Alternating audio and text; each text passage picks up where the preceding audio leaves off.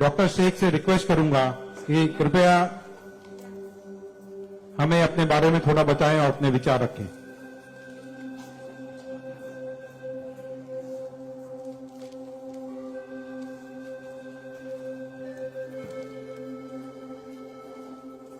सबसे पहले तो मैं अल्लाह रब्बुल इज़्ज़त की बहुत ज्यादा शुक्रगुजार हूँ कि उसने मुझे इतनी इज्जत दी और इस मकाम तक पहुंचाया कि मैं अपनी लाइफ के जो फैक्ट्स हैं, जो जर्नी में आपके साथ शेयर कर सकूं।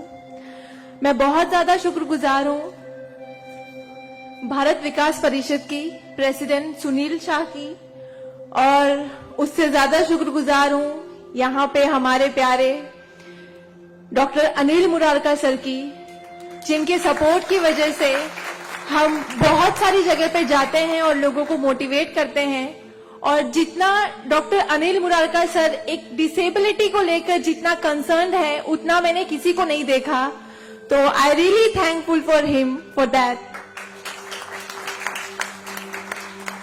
2008 मैंने अपना 10th क्लियर किया था। मैंने टॉप किया था पूरे जोगेश्वरी में विद 92.15% लेकर, और मेरा ख्वाब था कि मैं डॉक्टर बनूं और लोगों को सर्व करूं। मैं मिडिल क्लास से ताल्लुक रखती हूं। मेरे जो अब्बू हैं वो वेजिटेबल वेंडर हैं, तो हमारे घर पे बहुत फाइनेंशियली प्रॉब्लम थी। तो मेरा बस एक ख्वाब था कि मैं डॉक्टर बनूं, लोगों की हेल्प करूं, और उसके लिए मैंने साइंस में एडमिशन लिया। देन 11 साइंस जब मैंने एडमिशन लिया, मेरा कॉलेज बैंड्रा में था और मेरा घर जोगेश्वरी में। मैं रोज लोकल ट्रेन से ट्रैवल करती थी Jogeshwari to Bandra. 7 October 2008 that was the day जब मैं कॉलेज से घर वापस आ रही थी। मेरे सेमेस्टर चल रहे थे उस वक्त, और सुबह 10 बजे का वक्त था। 10 बजे आप सब लोग मुंबई से बिलोंग करते हैं, सबको पता है लोकल ट्रेन में बहुत रश आर होता है। वो ट्रेन जब अंधेरी से निकली, मैं अपनी सीट से उठी और मुझे नेक्स्ट स्टेशन मेरा जोगेश्वरी था, मुझे वहां उतरना था। लेकिन मेरे सीट से उठने और स्टेशन के आने तक के बीच में वो एक लम्हा था जिसमें मेरी पूरी जिंदगी बदल गई। मैं जब सीट से उठी, उसके नेक्स्ट मोमेंट मैंने अपने आप को ट्रेन की पटरियों के नीचे पाया, और जब मेरी आंखें खुली तो वही ट्रेन जिसमें मैं ट्रैवल कर रही थी वो मेरी आंखों के ऊपर से बहुत तेजी से गुजर रही थी। एक लम्हे को लगा कि मैं कोई ख्वाब देख रही हूं, लेकिन जब ट्रेन पूरी तरह से मेरे पैरों से गुजर गई, मैं वहां हेल्पलेस थी। और जब बहुत दूर जाके किसी ने चेन रोकी, वो ट्रेन रुकी, और उस ट्रेन को रुकता हुआ देखकर मुझे एहसास हुआ कि मैं कोई ख्वाब नहीं देख रही हूं, मैं सच में ट्रेन से गिर चुकी हूं, और मैंने अपनी दोनों टांगे उस ट्रेन के पहियों के नीचे आ गई है जिसमें मैं ट्रैवल कर रही हूं। वो पूरी 12 डब्बे की ट्रेन मेरे पहियों से गुजर गई, किसी ने चेन रोकने की हिम्मत नहीं की। और मैं जब वहां गिरी तो लोगों ने मुझे देखा, और 10-15 मिनट बाद काफी लोग आए, मेरे आसपास खड़े हो गए। मेरे पास सेलफोन नहीं था। मैंने अपनी बैग से उस वक्त डायरी निकाली, मैंने लोगों को फरियाद की, बहुत रिक्वेस्ट की, बहुत रोया वहां पर कि मेरे घर पे एक फोन कॉल करके बता दो कि मैं यहाँ पे हेल्पलेस पड़ी हूँ विथ हेवी ब्लीडिंग, मेरे बचने की कोई चांस नहीं है। एटलीस्ट मेरे घर वालों को पता होना चाहिए कि मैं यहाँ पे इस हालत में हूँ, मुझे लावारिस लाश बन के नहीं मरना है। बट उस वक्त मैं यही कहूंगी कि अल्लाह ताला की मसलहत थी। अल्लाह ताला उस वक्त जो मेरी तकदीर में था, किसी ने मेरी हेल्प नहीं की, और मैं वहां पे 30 मिनट ऑलमोस्ट मैं ट्रैक पर विथ हैवी ब्लीड, मेरे दोनों पैर ट्रेन के पहियों के नीचे आ गए थे। मैं उसी हालत में पड़ी रही और मैं कॉन्शियस थी। मैं बस लोगों के सामने रो रही थी कि मुझे कोई पानी पिला दो, कोई घर वालों को कॉल कर दो, लेकिन किसी ने हेल्प नहीं की। And after 30 minute I got railway help. Then मुझे गवर्नमेंट हॉस्पिटल लेकर जाते हैं, वहां पर भी कुछ ओटी स्ट्राइक होता है, मुझे फौरी ट्रीटमेंट नहीं मिलता है। एंड देन मेरा एक्सीडेंट सुबह 11 बजे होता है, और मुझे 6 बजे जब मेरी फैमिली प्राइवेट हॉस्पिटल लेकर जाती है, then I got treatment. And उसके बाद 16 साल की थी मैं जब मेरे साथ ये एक्सीडेंट हुआ। आप समझ सकते हैं 16 साल की उम्र में 1 मिनट में मेरे 2 पैर कट गए थे, मैं डिसेबल हो गई थी, मैं हेल्पलेस हो गई थी, मैं खुद से उठ नहीं पा रही थी, ना बैठ पा रही थी, ना एक तरफ से दूसरी जगह मूव हो पा रही थी। मैं मेंटली डिसेबल हो गई थी, फिजिकली डिसेबल हो गई थी और फाइनेंशियली कंडीशन भी काफी वीक थी। वो सारी चीजें मेरे दिमाग में चल रही थी और जब लोग मुझे देखने आते थे तो कुछ लोग हमदर्दी में नेगेटिव कमेंट्स भी करते थे कि 16 साल की बच्ची है, 2 पैर खो दिए हैं, सारी जिंदगी माँ बाप के ऊपर बोझ रहेगी, ये जिंदा क्यों है, इससे अच्छा ये मर जाती। ये सारी बातें लोग आके जब मेरे सामने करते तो मेरे जहन में वो सारी बातें चलती कि सीरियसली मुझे अल्लाह ने जिंदा क्यों रखा। जब मुझसे दोनों पैर ही लेने थे 16 साल की उम्र में, मैं खुद से मूव नहीं कर सकती हूँ, मेरी मम्मी को इतना सब कुछ झेलना पड़ रहा है। जिस उम्र में मुझे अम्मी की हेल्प करनी चाहिए उस उम्र में वापस से मम्मी मुझे गोद में उठाकर लेकर जा रही है, वापस से मेरी खिदमतें कर रही है। तो मेरी जिंदगी का मकसद क्या है? मुझे दोबारा जिंदगी क्यों दी अल्लाह ने? मैं बहुत शिकायतें करती थी अल्लाह से, मैं बहुत रोती थी, लेकिन उस मुश्किल वक्त में मेरे कॉलेज, मेरे स्कूल टीचर्स और बहुत से ऐसे नेक बंदे भी थे जिन्होंने मुझे हौसला दिया। उनमें सबसे पहले मेरी फैमिली आती है, मेरी बड़ी सिस्टर की फैमिली आती है। मेरी मम्मी ने मुझे एक जुमला कहा जो जिंदगी भर और मैं हर फंक्शन में बोलती हूँ, वो कि बेटा तुम रो मत, तुम्हारे साथ आज जो ये हादसा हुआ है, अल्लाह ने तुमसे सिर्फ 2 पैर लिए हैं, तुम्हारे पास तुम्हारा दिमाग है, तुम इतनी फास्ट ट्रेन से गिरी हो, तुम्हारे सर पे चोट लग सकती थी, तुम्हारी जान जा सकती थी, लेकिन अल्लाह ने सिर्फ तुमसे 2 मामूली पैर लिए हैं। क्या पता फ्यूचर में तुम्हारे लिए बहुत कुछ रखा हो। तब मुझे बातें उनकी समझ नहीं आती थी, लेकिन अल्हम्दुलिल्लाह अल्लाह का लाख लाख शुक्र है कि आज इस मौके पर जब लोग मुझे एज अ इंस्पिरेशन समझते हैं, एक आइडियल करते हैं, तो मुझे समझ में आता है कि मेरी अम्मी सच बोलती थी कि हौसला रखो, सिर्फ 2 टांगे गई है। आज मैं जब अपने प्रोस्थेटिक लेग से चलती हूँ तो लोगों को पता नहीं चलता कि मेरे पास 2 पैर नहीं है, मेरा एक पैर थाइस के पास से नहीं है, दूसरा नी के पास से नहीं है, बट लोगों को ये अंदाजा नहीं होता है। तो बस मेरी अम्मी ने जो एक बात कहा था कि अल्लाह पे यकीन रखो बच्चा, तुम्हारे साथ जो हो रहा है और जो होगा वो सब अल्लाह ने प्लान किया हुआ है, तुम बस हिम्मत मत हारो कभी भी और बस डटे रहो अपने जुनून के पीछे कि तुम्हें डॉक्टर बनना है। तुम्हारी 2 टांगे नहीं तो क्या हुआ, तुम्हारे पास दिमाग है, तुम ज़हीन हो, तुम आगे बढ़ो। और क्या पता तुम आगे लोगों को आइडियलाइज कर, लोग तुम्हें आइडियलाइज करें इस चीज को लेके। मेरे doctor Sanjay Kantharia, orthopaedic surgeon, उन्होंने सबसे ज्यादा सपोर्ट किया इस बात को लेकर कि तू डॉक्टर बन। मैंने अपनी जीने की उम्मीद छोड़ दी थी, डॉक्टर बनने की उम्मीद छोड़ दी थी, लेकिन जब उन्होंने मुझे बताया कि तुम डॉक्टर बन सकती हो, तुम बनो, देन मैंने प्रिपरेशन स्टार्ट की। सीईटी कॉमन एंट्रेंस टेस्ट होता है to getting in admission in medical college, मैंने वो क्रैक किया। I got 3rd rank all over Maharashtra in PH quota. And after that मुझे बहुत खुशी हुई कि मैंने 3rd रैंक क्लियर किया है। Now I got admission, I will get admission in MBBS.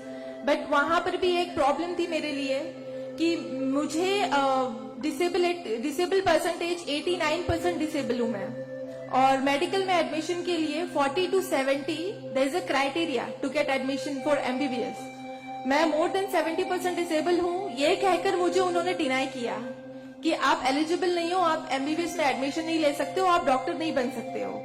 तो उस बात को लेकर मैं बहुत डिप्रेस हो गई। देन मैंने वापस अपने डॉक्टर से हेल्प मांगी, उन्होंने मुझे एक मशवरा दिया कि आप हाईकोर्ट जाओ, बॉम्बे हाईकोर्ट, और जिस बात के लिए एक नॉर्मल स्टूडेंट को सिर्फ पढ़ाई करनी होती है, अच्छा रैंक लाना होता है, मुझे उस चीज के लिए मैंने वो किया, लेकिन उसके बाद भी मुझे बॉम्बे हाईकोर्ट जाना पड़ा। एंड मैं गई, मैंने अब हार नहीं मानी और मैं गई, बिकॉज वो मेरा हक था, मुझे डॉक्टर बनना था। और जब मैंने वापस अपनी नॉर्मल जिंदगी स्टार्ट की अपने प्रोस्थेटिक लेग से, मैंने आना जाना शुरू किया, अकेले ट्रेन ट्रैवल करना शुरू किया, देन मैंने रियलाइज किया कि मेरे अंदर कोई कमी नहीं है, मैं एक नॉर्मल लड़की हूँ, मेरे पास पैर नहीं तो क्या हुआ, मैं लोगों को सर्व कर सकती हूँ, मेरे अंदर पैशन है डॉक्टर बनने का। तो मैंने वो बस अल्लाह पे यकीन रखा और मैंने ये सोचा कि अगर अल्लाह ने मेरी किस्मत में रखा है डॉक्टर बनना तो मैं जरूर कोर्ट में फाइट करूंगी। एंड देन मैं बॉम्बे हाई कोर्ट गई इन 2011 और वहां पे मेरा केस मोहित शाह, चीफ जस्टिस मोहित शाह ने देखा, उन्होंने मुझे ऑब्जर्व किया, मेरे प्रीवियस स्टडी रिकॉर्ड्स देखे, वो सारी चीजें देख के, और उन्होंने जब मेरा पैशन देखा डॉक्टर बनने का, सर्व करने का, देन उन्होंने मेरे फेवर में फैसला दिया। एंड 2011 अल्लाह का लाख लाख शुक्र है कि मुझे इंडिया के टॉप मोस्ट कॉलेज में एडमिशन मिला, which is Seth GS medical college and KEM hospital. Then 2011 में मैंने अपना एमबीबीएस में एडमिशन लिया। वो जर्नी बहुत आसान नहीं थी मेरे लिए, क्योंकि मेरे पास 2 पैड नहीं है, और जब मेरी काउंसलिंग चल रही थी एडमिशन को लेकर, तो काफी जो डॉक्टर्स का पैनल था उन्होंने मुझे बहुत कुछ हकीकत बताई थी कि आपके लिए डॉक्टर फील्ड आसान नहीं है, इसमें पढ़ाई करना 5.5 साल, आपको एक ओपीडी से दूसरी ओपीडी जाना होगा, और तब मैं 2 क्रचेस यूज करती थी मेरे लिए। तो आपके लिए बिल्कुल भी आसान नहीं है, आप हार जाओगे, 1 साल पढ़ोगे, दूसरे साल आप डिनाई कर दोगे, एडमिशन नहीं लोगे, आप गिव अप कर लोगे। लेकिन बस मैंने दिल में ठान लिया था कि मुझे इन्हें गलत साबित करना है, और मुझे लोगों को प्रूव करके दिखाना है कि एक लड़की जो 89% डिसेबल है, जिसे लोग ये कहकर सुनाते थे कि सारी जिंदगी माँ बाप के ऊपर बोझ पर बनी रहेगी, उन्हें प्रूव करना है कि मैं डॉक्टर बन के लोगों को सर्व कर सकती हूँ। और जो मेरे दूसरे डिसेबल भाई बहन हैं, उन्हें भी शो करना है कि after disability, after accident, post accident जो लाइफ होती है वो आप नॉर्मल गुजार सकते हो अपने हौसले की बनिस्बत। तो मैं बस 5.5 साल मैंने बहुत कोशिश की, बहुत दर्द सहे, लेकिन मैंने अल्हम्दुलिल्लाह 2016 में फर्स्ट क्लास से मैंने अपना एमबीबीएस क्लियर किया।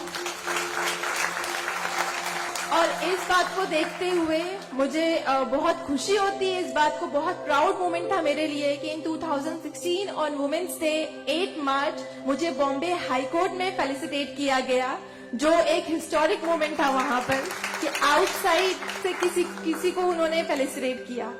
देन उसके बाद मुझे काफी कॉल्स आए एज अ मोटिवेशनल स्पीकर, मुझे काफी अवार्ड्स मिले, और तब मैंने सोचा कि मेरी जर्नी सिर्फ एमबीबीएस तक नहीं है, मुझे लोगों को और प्रूव करना है कि 89% डिसेबल होके अगर मैं एमबीबीएस कर सकती हूँ, तो मुझे मेडिकल फील्ड की हायर डिग्री अचीव करनी है, which is MD, medicine in doctor in medicine.